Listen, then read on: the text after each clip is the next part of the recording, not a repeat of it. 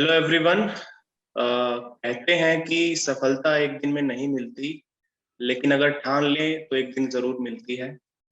आज इसी जर्नी के लिए हमारे साथ जो सर हैं, अरविंद हुड्डा जी। Arvind ji, hello. Hello mister Parveen.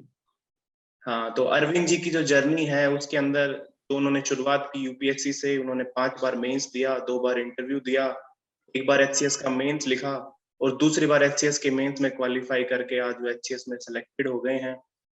तो उनके एक्सपीरियंस से आज हम ये जानेंगे कि ये जो जर्नी होती है सिविल सर्विस की, इसको उन्होंने जो अपने स्ट्रगल से कैसे आसान बनाया, क्या गलतियां उन्होंने करी, क्या वो टिप्स हमें बता पाएंगे, क्या वो चीजें हमें ऐसी बता पाएंगे कि जो उनकी गलतियों से हम कुछ सीख लें और जो आने वाले जो एग्जाम जो एचसीएस का होने वाला है, स्पेशली उस एग्जाम में हम ऐसे कुछ अप्रोच से चलें कि सिलेक्शन करने में हमें आसानी हो। तो सबसे पहले अरविंद जी, मैं चाहूंगा कि आप अपने बारे में एक बार एक इंट्रोडक्शन दें ताकि लोग जान पाएं कि आप किस बैकग्राउंड से आए और आपने किस पोजीशन पे अपना मुकाम हासिल किया। सभी को मेरी ओर से नमस्कार। मैं अरविंद हुड्डा, मैं रोहतक जिले में सांगी गांव का रहने वाला हूं और मैंने जो अपनी सिविल सर्विसेज की प्रिपरेशन है वो 2013 में स्टार्ट की थी और पहले ही अटेम्प्ट में मैं इंटरव्यू तक पहुंचा था। सेकेंड अटेम्प्ट में भी इंटरव्यू तक पहुंचा, पर उसके बाद मेरा स्ट्रगल थोड़ा ज्यादा डिफिकल्ट हुआ। उसके बाद मैंने मेंस तो हर बार लिखा पर आगे क्वालिफाई नहीं कर पाया। पर उसी दौरान मैंने एक बार एचसीएस भी लिखा, उसमें मैंने मेंस लिखा था पर फाइनल इंटरव्यू कॉल नहीं आई। पर जो 2018 वाला एचसीएस था इसमें मेरा फाइनल सिलेक्शन हुआ और प्रेजेंट में मैं as a assistant registrar in cooperative societies Haryana government में वर्किंग हूँ। ये मेरा वैसे, जैसे प्रवीण जी ने बताया कि स्ट्रगल तो काफी लंबा रहा है, पर इस स्ट्रगल के दौरान मैं एक दो चीजें जरूर बता देना चाहूंगा कि कई बार कुछ विद्यार्थी जो अपनी तैयारी करते हैं वो स्ट्रगल में काफी थका हुआ या वैसे महसूस करते हैं कि कुछ नहीं हो। मैंने कभी भी इस स्ट्रगल के दौरान ये महसूस नहीं किया, क्योंकि हर बार मेरी एक इच्छा होती थी कि कुछ नया सीखने की और कुछ नया करने की, इसलिए मेरी जर्नी हमेशा ही एंजॉइंग रही। ये था ये मेरी जर्नी के बारे में। Thank you Arvind ji. आप अभी एचसीएस एग्जाम की नोटिफिकेशन आ गई है 2021 की, और आपने ये वाला एग्जाम इसमें आपने क्रैक किया, आपने पिछले वाला भी दिया। और अभी कुछ जो चेंज हुए एक बार उनको ध्यान में रखते हुए आप ये बताएं कि प्रीलिम्स की जो स्ट्रेटेजी हो एक एस्पिरेंट की, कैसे वो शुरू करे, कौन सी बुक से शुरू करे और क्या अप्रोच रखे कि प्रीलिम्स को क्लियर कर पाए।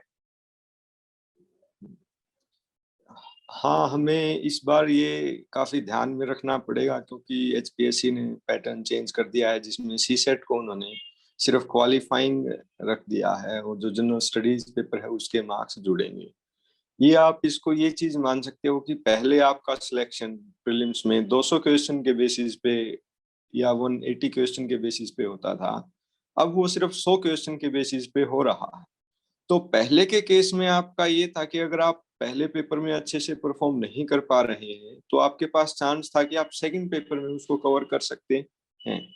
पर इस बार आपका एक्यूरेसी लेवल, कॉन्फिडेंस लेवल और तैयारी पहले पेपर की ही ज्यादा अच्छी होनी चाहिए, क्योंकि कंपटीशन, अगर मैं एक बात बताना चाहूंगा कि जैसे इस बार जो सिलेक्शन हुआ था एचसीएस बैच में, उसमें अराउंड 80 to 85% इंजीनियरिंग बैकग्राउंड के छात्र थे और जो मेडिकल बैकग्राउंड के छात्र थे वो काफी कम थे। ये इंडिकेट करता है कि इंजीनियरिंग छात्रों ने जीएस की तो तैयारी की, उन्होंने सीसेट में भी अच्छा स्कोर किया, पर और जो मेडिकल बैकग्राउंड के छात्र थे, मेरे को ऐसा स्पेसिफिकली ध्यान है कि एमबीबीएस सिर्फ एक ही था और वेटनरी साइंस बैकग्राउंड के 3 या 4 स्टूडेंट थे। क्योंकि जनरली हम ये मानते हैं कि उनका सीसेट वीक है, इसलिए वो हो सकता है प्रीलिम्स में क्वालिफाई ना कर पाए हो काफी ज्यादा संख्या में। पर अब की बार क्योंकि सीसेट नहीं है और सिर्फ जीएस है, तो उसमें नेचुरली कंपटीशन अब की बार ज्यादा होगा और इसलिए जो भी एस्पिरेंट तैयारी कर रहे हैं उनको अपना ये ध्यान जरूर रखना है कि एचपीएससी किस टाइप के क्वेश्चन पूछती है, क्या वो फैक्चुअल क्वेश्चन पूछती है या एनालिटिकल क्वेश्चन पूछती है, क्योंकि एचपीएससी ज्यादातर फैक्चुअल क्वेश्चन पूछती है और उसके लिए ये जरूरी है कि बार बार आप उसी चीज की प्रैक्टिस करें।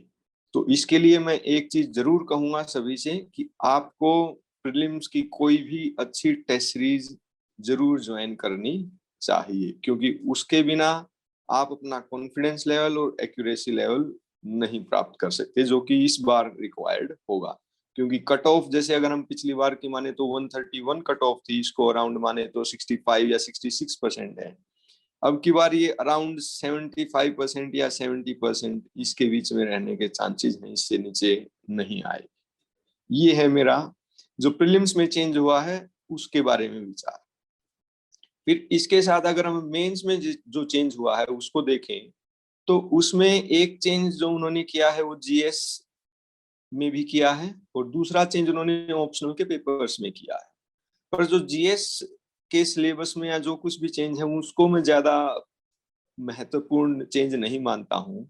इसका जो मुख्य कारण है वो ये है क्योंकि जीएस का जो पेपर रखा है वो अभी भी एक ही पेपर है, उसके उन्होंने मार्क्स इंक्रीज किए हैं पर पेपर एक ही है।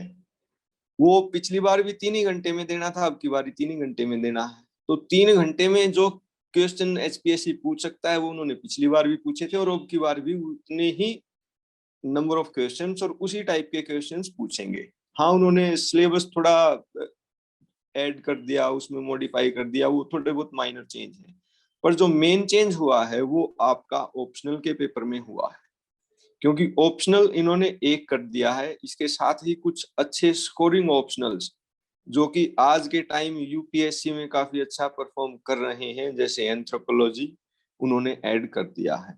तो इसलिए चांसेस हो सकते हैं कि वो बच्चे जिनकी यूपीएससी में ज्यादा अच्छी तैयारी है वो भी हरियाणा सिविल सर्विसेज एग्जाम में एंटर करेंगे, आपका कंपटीशन बढ़ाएंगे। तो इसलिए आपको इसमें भी आपके ऑप्शनल की बहुत अच्छे से तैयारी करनी पड़ेगी। इसके साथ ही मैं एक दो चीजें और इसमें ऐड करना चाहूंगा कि एक तो हमें ये याद रखना है कि बाकी अब तक जो एचपीएससी का मेंस था उसमें 2 ऑप्शनल थे, तो इसलिए जो दूसरे स्टेट्स के स्टूडेंट्स थे, यूपीएससी की प्रिपरेशन करने वाले स्टूडेंट्स इसमें ट्राई नहीं मारते थे। पर अब की बार क्योंकि बाकी स्टेट्स का और यूपीएससी का सिलेबस लगभग अलाइंड है तो नंबर ऑफ पार्टिसिपेंट्स में आल्सो इंक्रीज और उसकी वजह से आपका कंपटीशन बढ़ सकता है। ये मेरी प्रीलिम्स और मेंस में जो सिलेबस चेंज हुआ है उसके बारे में राय थी। जी अरविंद जी, जो आपने पॉइंट उठाया कि कंपटीशन अब की बार बढ़ भी सकता है और उसके साथ कट ऑफ भी बढ़ सकती है, तो कुछ चीजें जिनमें मेरे हिसाब से कैंडिडेट को जो एज मिलेगी वो होता है हरियाणा स्पेसिफिक जीके और हरियाणा स्पेसिफिक मेंस के जो क्वेश्चन होंगे। सबसे बड़ा डाउट कई बार ये निकल के आता है कि यूपीएससी की स्टैंडर्ड बुक्स को हम यूज करते रहे हरियाणा के लिए, एक तो ये है, और दूसरा ये है कि हरियाणा के लिए कोई स्पेसिफिक जो आपने सोर्स रेफर किए एक बार उसके बारे में बताएं। ये वैसे तो काफी डिफिकल्ट क्वेश्चन है मेरे लिए, वैसे तो सभी के लिए ये इस सवाल का जवाब देना सबसे आसान होता है और मेरे लिए ये थोड़ा मुश्किल रहेगा, क्योंकि जब हम ये कहते हैं पहला कि क्या यूपीएससी के सोर्स यहाँ रेलेवेंट हैं या नहीं, इसके लिए हमें ये आइडेंटिफाई करना जरूरी है कि एचपीएससी क्वेश्चन कैसे पूछती है।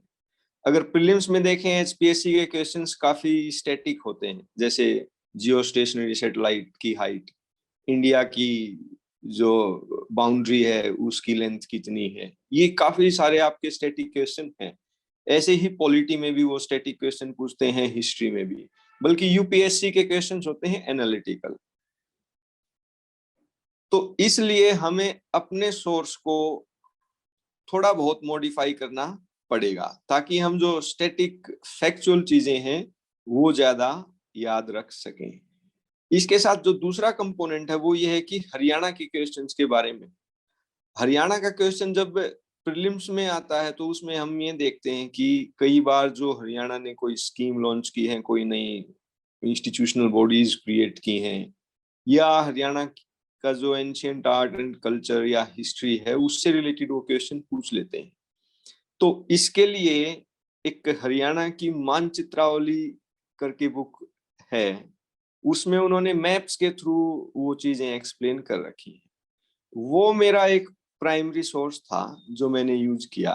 पर मैं अपनी प्रिपरेशन को थोड़ा सा बाकी से ये मानता हूँ कि अलग तरीके से करता हूँ।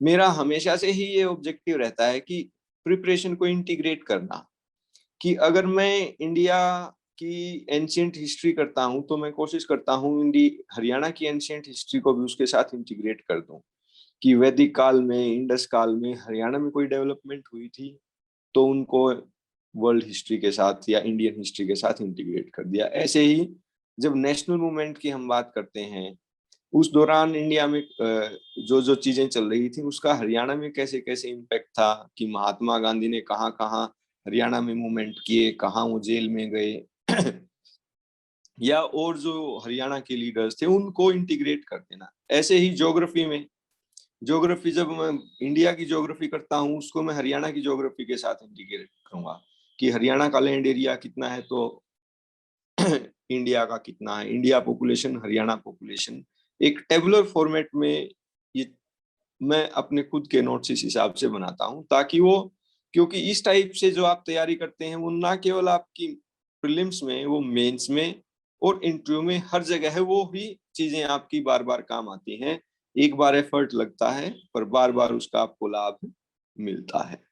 हरियाणा मानचित्रावली के अलावा मैं ये जरूर कहूंगा कि जो एनसीईआरटी हैं, क्योंकि वो एक ऑथेंटिक सोर्स ऑफ इंफॉर्मेशन है, आपको उससे रिलेटेड जितने भी फैक्चुअल चीजें हैं वो आपको याद जरूर होनी चाहिए।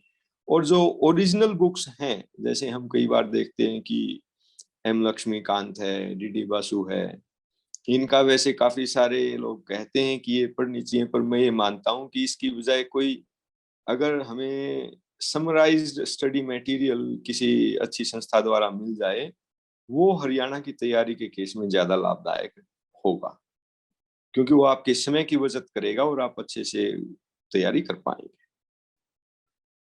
तो इन शॉर्ट में अगर समराइज कर दूं, जो सर कह रहे हैं कि अगर हम स्टैंडर्ड बुक को पढ़ें तो हम अपने नोट्स को ऐसा बना लें कि उसमें से बिल्कुल। कैसे भी टाइप का क्वेश्चन आए, चाहे फैक्चुअल आए, चाहे एनालिटिकल आए, चाहे हरियाणा से आए, चाहे इंडिया से आए, अपने नोट्स को उस तरीके से बना लें कि हम कोई भी क्वेश्चन आए तो उसको हम टैकल कर सकें।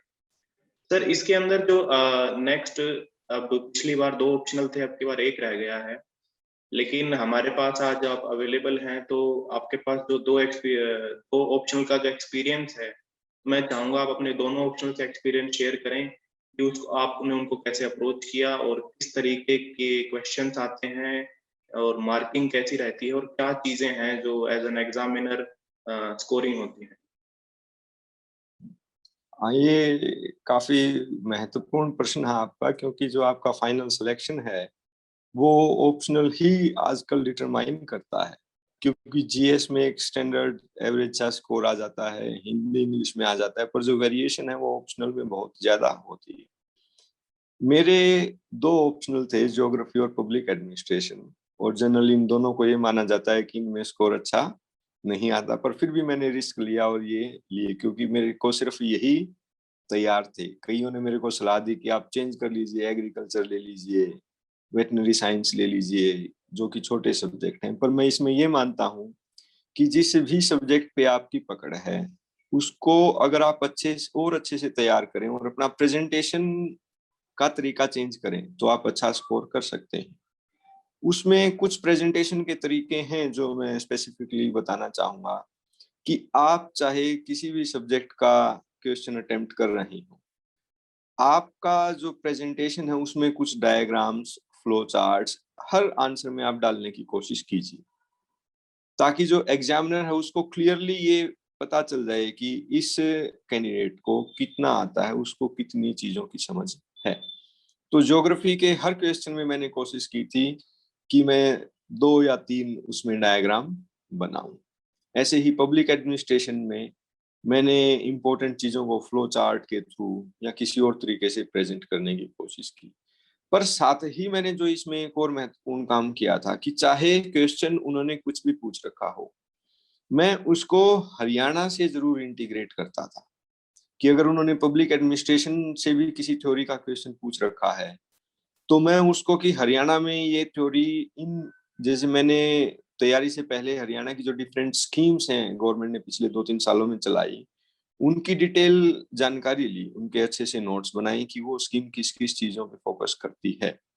जैसे अगर हम देखें हरियाणा की 7 स्टार ग्राम पंचायत स्कीम थी, जिसमें कि कम्पिटिटिव स्पिरिट लेके आने की कोशिश की गई थी। ऐसे ही उन्होंने जो महाग्राम योजना करके एक योजना स्टार्ट की थी, जिसमें जो बड़े गांव हैं उनको और ज्यादा अच्छे से डेवलप करने की वो कोशिश करते थे। तो इस तरीके से कि उन स्कीम्स के इंपॉर्टेंट प्रोविजंस को पब्लिक एडमिनिस्ट्रेशन के आंसर्स में मैं यूज करता था। कि जैसे एग्जांपल जो 7 स्टार योजना थी, उसमें उन्होंने, हरियाणा गवर्नमेंट ने 7 इंडिकेटर्स आइडेंटिफाई किए थे, जिनके बेसिस पे वो ग्राम पंचायत को स्कोरिंग देंगे। तो वो जो इंडिकेटर्स हैं, क्या वो इक्विटी से रिलेटेड हैं, वुमेन एम्पावरमेंट से रिलेटेड हैं, फिर कौन उनकी रेटिंग करेगा, वो गवर्नमेंट ही रेटिंग करेगी या कोई इंडिपेंडेंट एजेंसी को हम वो रेटिंग करवा रहे हैं, इस टाइप की चीजों को मैं हर आंसर में किसी न किसी तरीके से लिखने की कोशिश करता था और उसको अलग से हाईलाइट करता था। ऐसे ही ज्योग्राफी में, तो ये एक मैं महत्वपूर्ण चीज समझता हूँ जो कि आपके आंसर को बाकी लोगों के आंसर से अलग करेगी, और आपको ये चीज जरूर करनी चाहिए।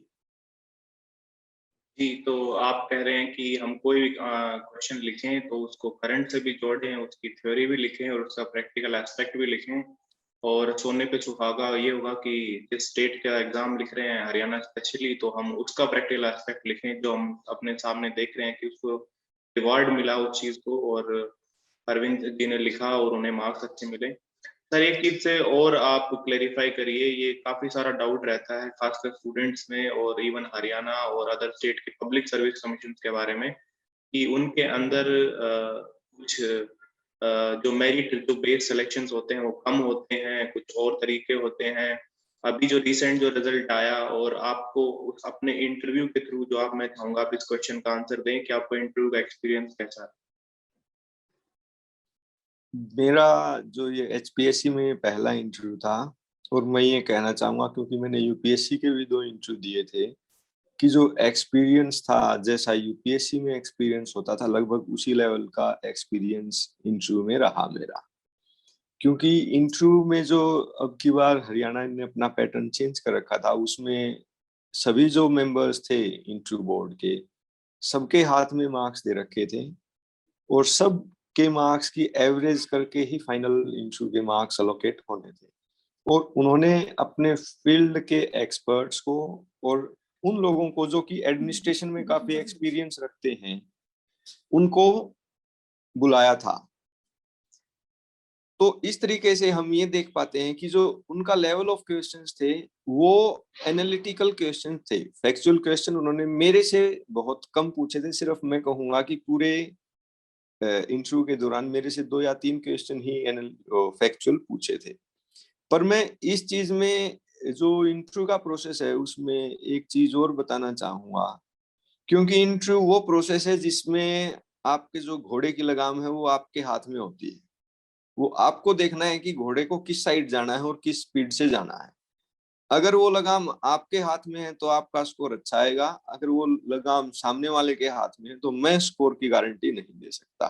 फिर उस केस में आपकी कुछ ये रहेंगी कि नहीं, मेरे से फैक्चुअल क्वेश्चन पूछ लिए। क्योंकि ये एक जीवन का ही ये सार है कि आप अपने के आंसर से कितना अगले का इंटरेस्ट जगा पाते हैं, उसी से नेक्स्ट क्वेश्चन आता है।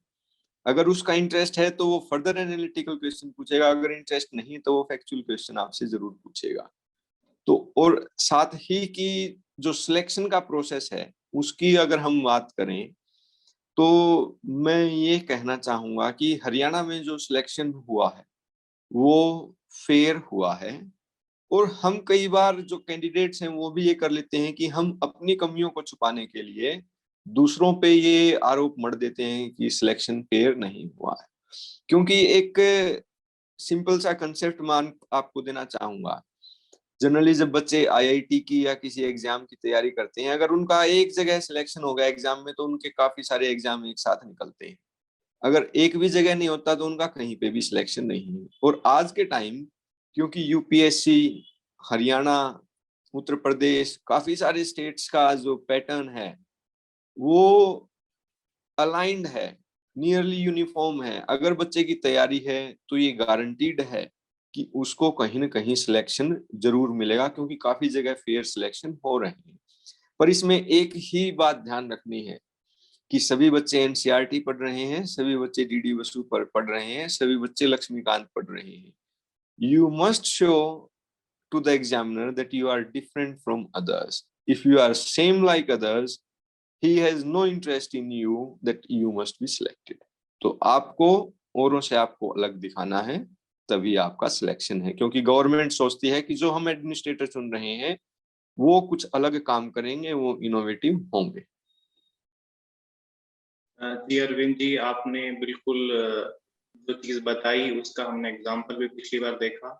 उस चीज को मैं एक्सटेंड कर दूं, पिछले जैसे आपने 2 बार यूपीएससी का इंटरव्यू दिया है, बहुत सारे बच्चे जो पिछली बार सेलेक्ट हुए हैं उसमें से काफी बच्चों ने यूपीएससी का इंटरव्यू, मेरे ख्याल में मोर देन 50% बच्चों ने यूपीएससी का इंटरव्यू ऑलरेडी दिया हुआ था।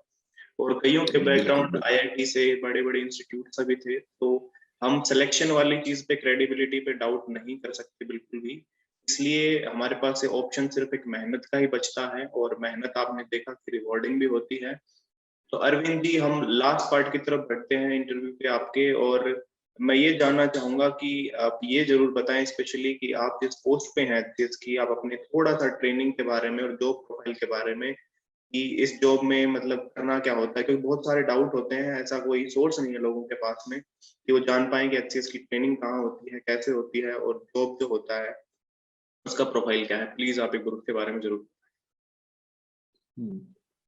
हाँ, मैं इसके बारे में जरूर बताऊंगा, पर उससे पहले ये चीजें क्लियर कर दें कि जो एचसीएस का एग्जाम है, उस एग्जाम के थ्रू हरियाणा गवर्नमेंट अपने डिपार्टमेंट की डिफरेंट डिफरेंट पोस्ट के लिए रिक्रूटमेंट करती है, जिसमें executive branch, DSP, excise and taxation officers, block development officers, traffic managers, assistant registrar of cooperative societies, इस तरह से 9-10 पोस्ट के लिए रिक्रूटमेंट है। जो 2018 में बैच लगा, इसमें हरियाणा गवर्नमेंट ने पहली बार ये इनिशिएटिव लिया कि joint foundation course Haryana government सबका एक साथ करवाएगी, ताकि जो सारे के सारे एडमिनिस्ट्रेटर्स हैं जो सिलेक्ट हुए हैं वो आपस में जानकारी अच्छे से बना पाए। क्योंकि एडमिनिस्ट्रेशन इज अबाउट कोऑर्डिनेशन, कि सबको एक साथ मिलके चलना है।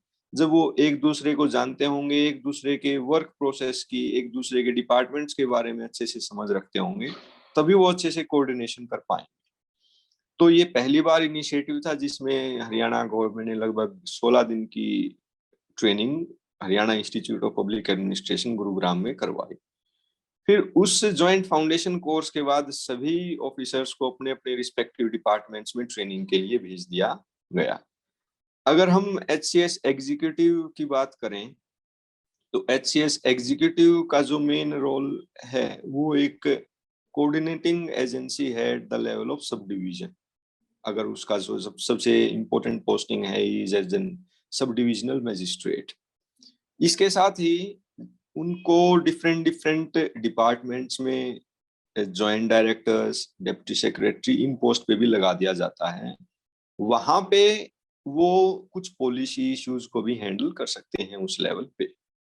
तो जब वो हेड ऑफिस में होते हैं तो पॉलिसी रिलेटेड इश्यूज हैंडल कर सकते हैं, पर जब वो फील्ड में हैं they are as an executing agency and coordinating agency.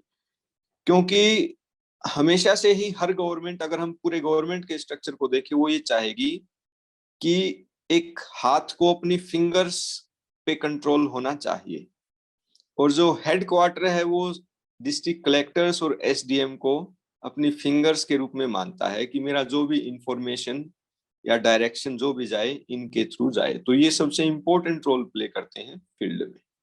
इसके साथ ही बाकी मैं अपनी पोस्ट की, मेरी post assistant registrar cooperative societies है, उसमें जो कोऑपरेटिव सोसाइटीज हैं उनके रेगुलेशन और डेवलपमेंट का हमारा रोल है, जिसमें कि हम डिफरेंट कोऑपरेटिव सोसाइटीज, जिसमें marketing society, sugar mills, transportation society, milk society, cooperative bankings, उन सब के ऊपर सुपरविजन रखना, उनको सपोर्ट प्रोवाइड करवाना, ये हमारा रोल है। इसी तरह मैक्सिमम अगर सिर्फ डीएसपी को छोड़ दें तो काफी सारे जो पोस्ट हैं उनमें डेवलपमेंट रोल का काफी डोमिनेशन है। थैंक यू अरविंद जी, आपने इतने डिटेल में अपनी जर्नी, अपने जॉब प्रोफाइल के बारे में बताया। मैं ये चाहूंगा कि अभी जो आने वाला एग्जाम है जो प्रोबेबल है मई और जून 2021 में, आप उसके लिए अपनी बेस्ट विशेस स्टूडेंट्स को दें और सेशन को कंक्लूड करें। कोई टिप्स और मिथ्स जो आप ऐड करना चाहते हैं इस एग्जाम में जाने से पहले, जो आपको लगे कि स्टूडेंट्स के लिए बेनिफिशियल होगा, तो प्लीज आप बताएं। हाँ, बेस्ट विशेस तो मैं सभी स्टूडेंट्स को दूंगा ही, पर उसके साथ मैं एक जो अहम चीज पे फोकस करना चाहूंगा वो ये है कि हर इंडिविजुअल अपने आप में अलग है, उसकी एक अलग पहचान है, उसका एक अलग माइंडसेट है, उसका अलग चीजों को याद करने का तरीका है। तो उसको अपनी ओरिजिनलिटी के साथ हर एग्जाम को अप्रोच करना चाहिए, चाहे उसमें आपका एचसीएस एग्जाम हो। उस केस में जो आपका कॉन्फिडेंस लेवल होगा और जो आपकी प्रेजेंटेशन होगी वो बाकी से अलग रहेगी, आपकी यूनिकनेस उभर के आएगी। और हर कोई जो गवर्नमेंट में प्रेजेंट में है, जैसे एचपीएससी है या पॉलिटिशियन है, वो ये चाहते हैं कि हमारे पास ओरिजिनल टैलेंट आए और उस टैलेंट का हम यूज कर पाए। एक और मिथ कई बार हम ये मान लेते हैं गवर्नमेंट डिपार्टमेंट्स में कि गवर्नमेंट डिपार्टमेंट्स में रिफॉर्म बहुत लेट होते हैं, कार्य बहुत धीरे धीरे होते हैं।